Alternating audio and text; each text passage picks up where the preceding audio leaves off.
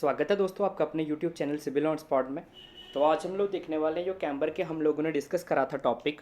तो जो लेक्चर 7 में हम लोगों ने यूज़ करा था हाईवे इंजीनियरिंग की हमारी सीरीज चल रही है, तो उसमें हम लोगों ने डिस्कस करा था कैम्बर टाइप्स ऑफ कैम्बर के बारे में। मैंने आप लोगों को बताया एक न्यूमेरिकल उसका हम लोगों ने डिस्कस करा था। उसके बाद में डिफरेंट रोड्स कंडीशन में रेनफॉल के अकॉर्डिंग जो डिफरेंट डिफरेंट कैम्बर्स की वैल्यू आती हैं उसके ऊपर हम लोगों ने डीप डिस्कस करा था। तो डीप में डिस्कशन करा था हम लोगों ने। तो आज मैं आपको बताने वाला हूँ एक और क्वेश्चन हम लोग डिस्कस करने वाले हैं कैम्बर का। अगर मैं बात करूँ इसमें हम लोग दोनों मेथड से देखेंगे, स्ट्रेट लाइन कैम्बर मेथड से और पैराबोलिक कैम्बर से कैसे क्वेश्चन को सॉल्व करना है। तो आज का लेक्चर जो रहने वाला है हमारा न्यूमेरिकल के पॉइंट ऑफ व्यू से रहने वाला है। इसमें हम लोग एक न्यूमेरिकल डिस्कस करने वाले हैं। तो गाइस अगर आपने हमारे चैनल को सब्सक्राइब नहीं करा है तो चैनल को सब्सक्राइब कर लीजिए और बेल आइकन को प्रेस कर दीजिए ताकि जब भी हमारी न्यू वीडियोज़ आएँ तो आपको नोटिफिकेशन मिलती रहे। तो आज जो क्वेश्चन हम लोग डिस्कस करने वाले हैं, तो आपके सामने क्वेश्चन है, ए 2 lane national highway passing through a heavy rainfall area made up of a cement concrete, what will be the central rise of the road. तो सबसे पहले हम लोग अंडरस्टैंड करेंगे क्वेश्चन में क्या पूछा जा रहा है अपने को। तो यहाँ पे हमें बताया जा रहा है कि एक नेशनल हाईवे है, जो कहाँ से पास कर रहा है, एक हैवी रेनफॉल एरिया से पास कर रहा है।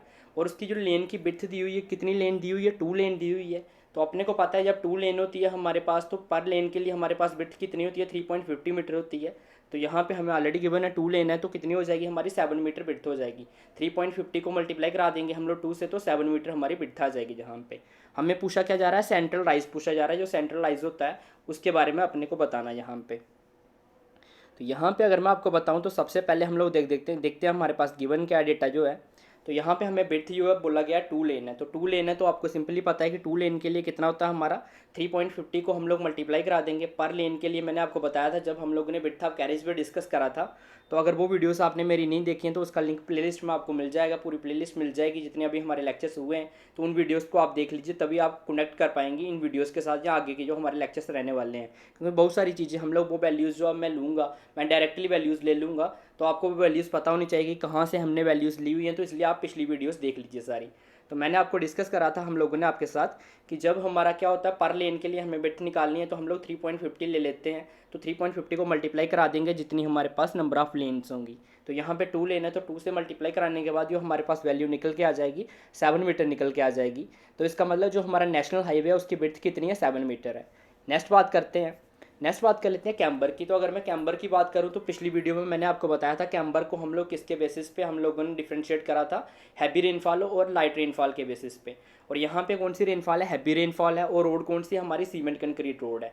सीमेंट कंक्रीट रोड के लिए और थिक बिटुमिनस रोड के लिए अगर आपको याद होगा तो मैंने आपको बताया था जो वैल्यू हमारी रहने वाली है हैवी रेनफॉल के केस में कितनी रहेगी, 2% रहेगी। अब 2% यहाँ पे कैम्बर की वैल्यू आ गई। अब कैम्बर को हम लोग रिप्रेजेंट किससे करते हैं, n% की फॉर्म में, 1/n की फॉर्म में, tan थीटा की फॉर्म में, 1/n की फॉर्म में रिप्रेजेंट करते हैं।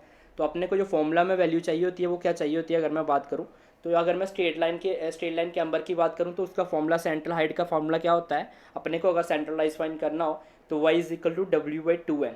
तो यहाँ पे w क्या होता है अगर मैं बात करूँ तो विड्थ हमें पता है। अब n की वैल्यू चाहिए अपने को। तो n क्या होता है अगर मैं बात करूँ तो 1/n की वैल्यू चाहिए यहाँ पे। तो 1/n की वैल्यू अपने को मिल जाएगी, 2% यहाँ पे दिया हुआ है। तो 1/n क्या हो जाएगा, 2/100 हो जाएगा। 100 कहाँ से आया, हमने परसेंटेज को हटा दिया जहाँ से। तो परसेंटेज को हटाएंगे तो 100 आ जाएगा। तो इसको हटाने के बाद में 2/100 को जब हम लोग इसको सिंप्लीफाई करेंगे तो ये कितना आ जाएगा, 1/50 आ जाएगा। तो 1/n की वैल्यू भी हमारे पास है। अब सिंपली हम लोग क्या करेंगे, इन वैल्यूज़ को इस फॉर्मूले में पुट कर देंगे। तो हमारे पास क्या निकल के आ जाएगा, 7 डिवाइडेड बाई 2 इंटू 50। 7 कहाँ आ गया, विड्थ आ गई हमारी, और 2 को n के साथ मल्टीप्लाई करेंगे। n कितना है हमारा, 1/n कितना है, तो 1/50 के साथ मल्टीप्लाई करेंगे। तो यहाँ पे आप देख सकते हो जो वैल्यू निकल के आ जाएगी वो कितनी निकल के आ जाएगी, 0.07 मीटर। इसको सेंटीमीटर में कन्वर्ट करेंगे तो 0.07 को हम लोग मल्टीप्लाई करा देंगे 100 के साथ, तो 7 सेंटीमीटर निकल के आ जाएगा। mm में अगर आपको वैल्यू पूछी होगी तो 70 mm आ जाएगा। तो ये क्वेश्चन आपके एग्जाम में आ चुका है, क्वेश्चन हमने वही क्वेश्चन आपके लिए लिया हुआ है। तो आप देख सकते हो किस तरीके से आप फाइंड कर सकते थे। अगर यही क्वेश्चन आपको पूछा जाए कि अगर आपको फाइंड करना है पैराबोलिक मेथड से, तो पैराबोलिक मेथड से कैसे फाइंड करेंगे। तो पैराबोलिक मेथड का आप सभी को पता है कि जो फॉर्मूला रहता है वो क्या रहता है, अगर मैं बात करूँ तो y=2x² का फॉर्मूला रहता है।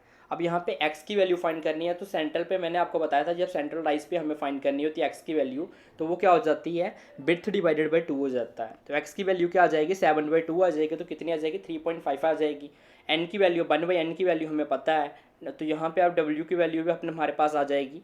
तो इन सभी वैल्यू को जब हम लोग यहाँ पे डाल देंगे तो क्या आ जाएगा हमारे पास 2 इंटू 3.5 इंटू 3.5 जो हमारे पास एक्स स्क्वायर आ गया, डिवाइडेड बाई एन, 1/n की वैल्यू कितनी है 1/50 आ गया हमारे पास, मल्टीप्लाइड बाई 7, तो वैल्यू निकल के आ जाएगी फिर से 0.07 मीटर हमारे पास वैल्यू निकल के आ जाएगी। तो इस तरीके से आप दोनों मेथड से आपने देखा कि किस तरीके से हम लोगों ने फाइंड करा। आई होप आपको ये क्वेश्चन समझ आ गया होगा किस तरीके से कैम्बर्स के बारे में हम लोग फाइंड करते हैं। तो मैं आपको कुछ चीज़ें बता देता हूँ यहाँ पे, जिन्होंने पिछली वीडियो नहीं देखी है तो आप देख सकते हो यहाँ पे 2%। फर्स्ट ही पॉइंट है सीमेंट कंक्रीट या थिक बिटुमिनस रोड के लिए जो हैवी रेनफॉल के केस में कितनी वैल्यू होती है कैम्बर की 2% होती है, लाइट के केस में 1.7% होती है, और थिन बिटुमिनस रोड के लिए 2.5% और 2% रहती है लाइट के लिए। सेम जो डिफरेंट रोड्स के लिए हमारे पास डिफरेंट वैल्यू है, तो ये वैल्यू आपको पता होनी चाहिए।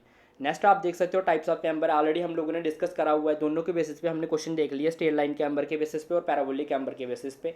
तो यही फॉर्मूले हम लोगों ने यूज़ करे हैं। आप देख सकते हो बाई जो यहाँ पे सेंट्रल हाइट यहाँ पे बनाई हुई है स्ट्रेट लाइन कैम्बर के केस में, तो यहाँ पे आप देख सकते हो इसके फॉर्मूले क्या हो जाता है, y इजिकल टू W/2n हो जाता है। और अगर पैराबोलिक के केस में बात करें तो y इजिकल टू 2x² और सेंटर में अगर हमें फाइंड करना है तो x इजिकल टू W/2 रहता है।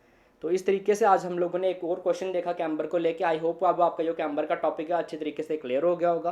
तो जो हमारी नेक्स्ट वीडियो आने वाली है उसमें हम आप कवर करने वाले हैं एमसीक्यूज़, जितना अब हम लोगों ने पढ़ा हुआ है। इससे पहले एक हमारा एमसीक्यू सेशन हो चुका है, उसके आगे जितने भी लेक्चर्स हमने पढ़े हुए हैं उन सब के अब हम एक एमसीक्यू सेशन लेके आएंगे जिसमें हम लोग क्वेश्चन प्रैक्टिस करेंगे प्रीवियस ईयर में जो आए हुए हैं। तो आई होप आपको वीडियो पसंद आई हो। अगर वीडियो पसंद आई हो तो वीडियो को लाइक कीजिएगा और चैनल को सब्सक्राइब कीजिएगा। Thank you guys.